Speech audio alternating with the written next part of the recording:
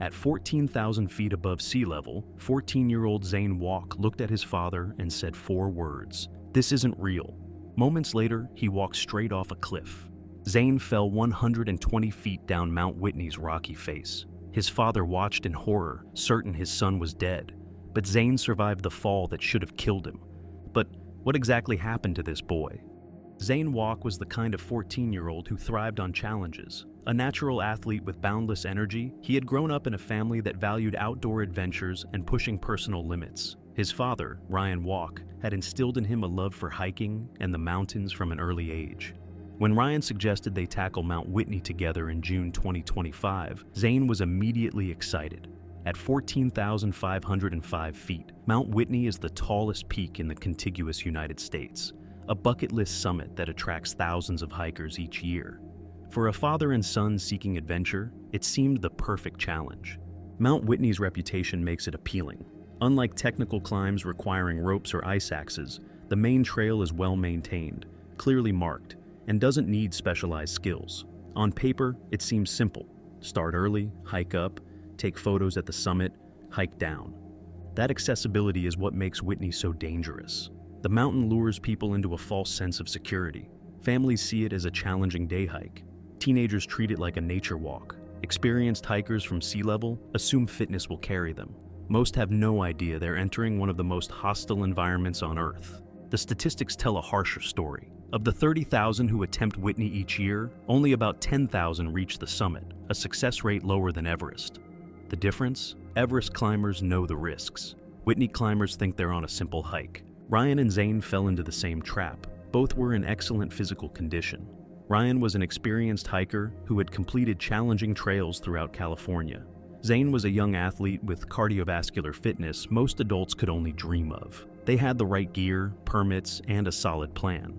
What they didn't have was an understanding of altitude sickness, the invisible killer claiming lives on Whitney every year.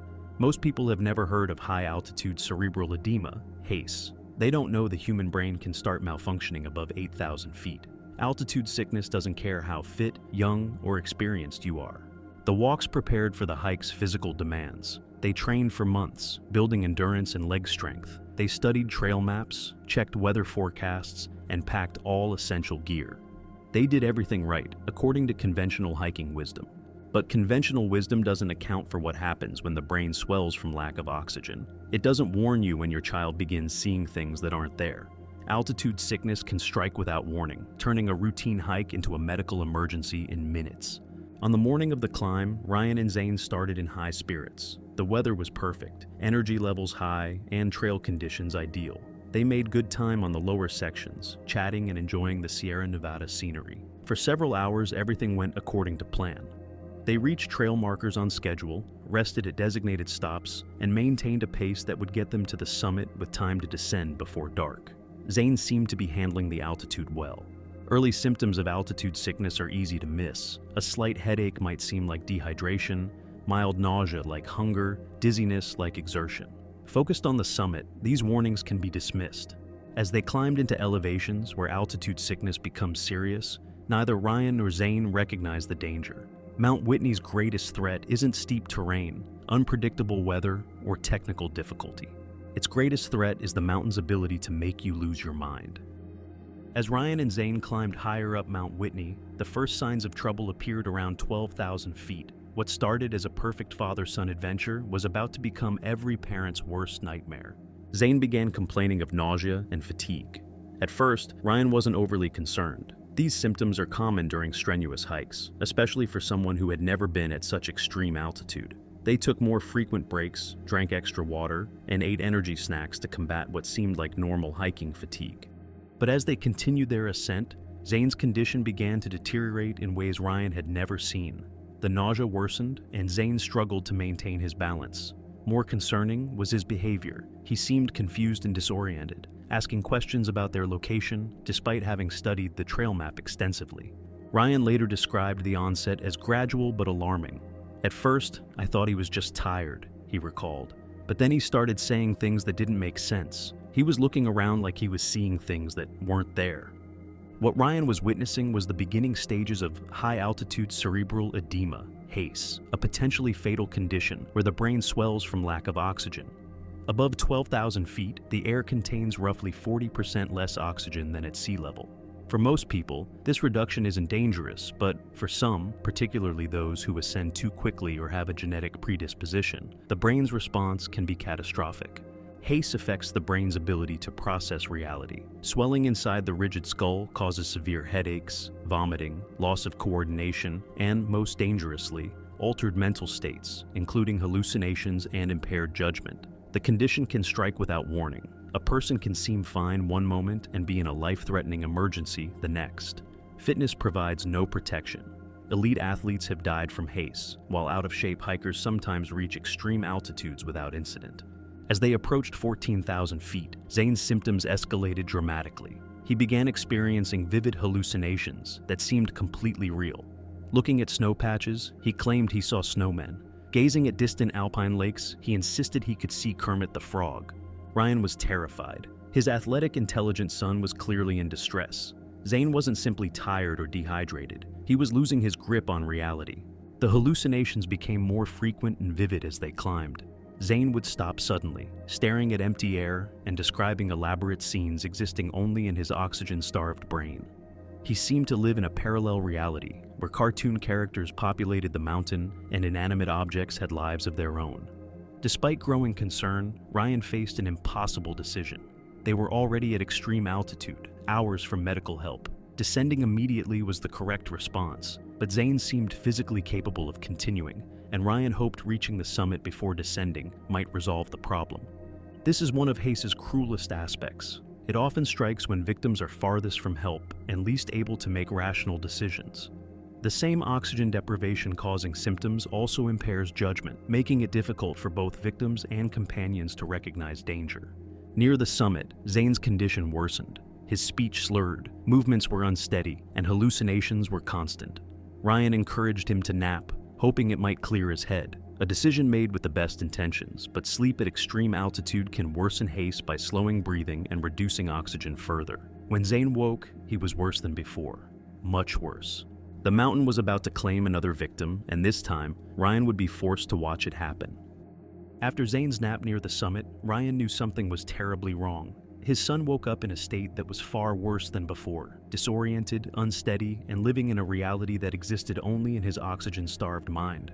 They had reached what's known as Mount Whitney's trail camp, still over 1,000 feet below the actual summit. At this elevation, the air is so thin that every breath contains barely half the oxygen available at sea level. For Zane's brain, already swollen and struggling to function, this was the breaking point. Ryan watched in growing horror as his son began to drag his feet and suddenly stopped in his tracks. The athletic teenager who had bounded up the lower sections of the mountain now seemed unable to take another step. When Ryan encouraged him to keep moving, Zane refused, telling his father he didn't want to go on anymore. This wasn't typical teenage stubbornness. Ryan knew his son well enough to recognize that Zane wasn't a quitter. The boy who had trained for months for this climb, who had been excited about reaching California's highest point, was now acting like a completely different person. The situation deteriorated rapidly. Zane began arguing with his father, something that was completely out of character for their relationship. But these weren't normal arguments. Zane was responding to things that weren't happening, reacting to conversations that existed only in his hallucinating mind. Desperate to help his son, Ryan suggested another rest. He hoped that more sleep might somehow reset Zane's brain, might give his body time to adjust to the extreme altitude. It was a father's instinct to try anything that might help, but at 14,000 feet, sleep can actually make HACE symptoms worse by further reducing oxygen levels. When Zane woke up from his second nap, Ryan's worst fears were realized. His son was now in what medical experts would later describe as a state of severe altitude-induced psychosis. Zane was no longer just seeing things that weren't there, he was completely disconnected from reality. He was really pushing against me that this wasn't real, Ryan later told reporters, his voice still shaking from the memory. The mountain landscape around them, the rocks, the sky, his father's presence, none of it registered as real to Zane's malfunctioning brain. Most terrifyingly, Zane began making efforts to walk toward the edge of the cliff. In his altered state, the 120-foot drop that would mean certain death looked like something else entirely. Perhaps he saw a path where there was only empty air. Perhaps the hallucinations made the deadly precipice appear safe, even inviting. Ryan found himself in every parent's nightmare scenario. His child was in immediate mortal danger, but the very condition that was threatening Zane's life made it impossible to reason with him. HACE had essentially hijacked his son's brain, turning the boy's own mind into the enemy. I was already quite scared at this point in time, Ryan recalled. Never had encountered this sort of behavior in the mountains, let alone from my son Zane, in any circumstance. The experienced hiker was facing something that no amount of outdoor experience could have prepared him for. Ryan tried desperately to keep his son away from the cliff edge, but at 14,000 feet, his own judgment and physical capabilities were compromised by the thin air. He was fighting not just against his son's condition, but against the mountain itself. In a moment that would replay in his mind forever, Ryan took his eyes off Zane for just a few seconds. He rubbed his eyes, perhaps trying to clear his own altitude-affected vision, or maybe just trying to process the impossible situation he found himself in. Zane was only about 10 feet away. It should have been close enough to keep him safe. When Ryan looked up, he watched in horror as his son stepped off the cliff. There was no hesitation, no recognition of danger. To Zane's hallucinating mind, he wasn't stepping into empty air. He was stepping into whatever reality his oxygen-starved brain was showing him. Ryan made a desperate lunge toward his son, but he was too far away. He could only watch as Zane disappeared over the edge, falling 120 feet down the rocky face of Mount Whitney. For a moment that felt like eternity, Ryan was certain he had just watched his child die. The fall should have been fatal. The rocks below were unforgiving granite, and 120 feet was more than enough distance to kill someone instantly. But then, impossibly, Ryan heard something that gave him hope. His son was still breathing. The mountain had tried to claim another victim, but this time, it had failed. Ryan Wach scrambled down the cliff face in a state of panic and disbelief. His 14-year-old son had just fallen 120 feet, a distance that should have meant certain death. But as he reached Zane's broken body on the rocky ledge below, he discovered something miraculous. His son was still alive. Zane was severely injured, his body battered from the impact with the granite rocks, but he was breathing. Ryan later described the moment as surreal, holding his son and repeating the words, "I got you, and I'm not going anywhere." For the next 6 hours, he would keep that promise, staying by Zane's side on that narrow ledge while rescue teams mobilized far below. The rescue operation that followed was a testament to the skill and dedication of mountain rescue teams. Helicopters were dispatched to the remote location, and specialized rescue personnel prepared for a complex extraction from one of California's most challenging peaks. Getting to Zane would require technical climbing skills and precise coordination in the thin air that had nearly killed him. When the rescue team finally reached them, they found a father who had refused to leave his son's side, despite the extreme conditions. Ryan had spent those 6 hours providing what comfort he could, talking to Zane, keeping him warm, and willing him to survive until help arrived. Zane was airlifted to a hospital where doctors immediately placed him in a medically induced coma. His injuries were severe. The 120-foot fall had caused significant trauma, but the fact that he had survived it all was considered extraordinary. The medical team inserted a breathing tube and began the delicate process of treating his injuries while monitoring for signs of brain damage. Days later, Zane was able to breathe on his own, a crucial milestone in his recovery. But the full extent of his injuries and the long-term effects of both the fall and the severe altitude sickness remained uncertain. At the time the story was reported, Zane was still in the hospital, facing a long and difficult recovery process. The Wach family's tragedy was not an isolated incident. Zane's case highlighted a disturbing pattern of deaths and near deaths on Mount Whitney, a mountain that continues to lure unprepared hikers to their doom with its deceptively benign appearance. Just months before Zane's accident, 29-year-old Taylor Rodriguez from San Antonio died on the same mountain. He'd set out for a solo winter hike on Mount Whitney, despite having no mountaineering or winter experience. His body was found near 12,000 feet, where ice and sub-zero wind chills made the trail lethal. Rodriguez's death exposed Mount Whitney's deadly illusion. A mountain that feels like just a hike in summer becomes a technical climb in winter. Yet, many underestimate it. Its accessibility masks serious altitude and weather hazards that even seasoned hikers can't always handle. Above 8,000 feet, roughly a quarter of people develop altitude sickness, and the risk soars at Whitney's 14,505-foot summit. Few hikers know how to recognize or treat it, and the only real cure, rapid descent, often feels like failure after months of preparation. For Ryan and his son Zane, that misunderstanding was almost fatal. Children are especially vulnerable to altitude illness, and their symptoms can be harder to spot. Ryan couldn't have known that Zane's nausea and fatigue were signs of a life-threatening emergency. The tragedy underscores a systemic gap in how high-altitude hikes are managed. Permit systems focus on crowd control, not education about the medical dangers.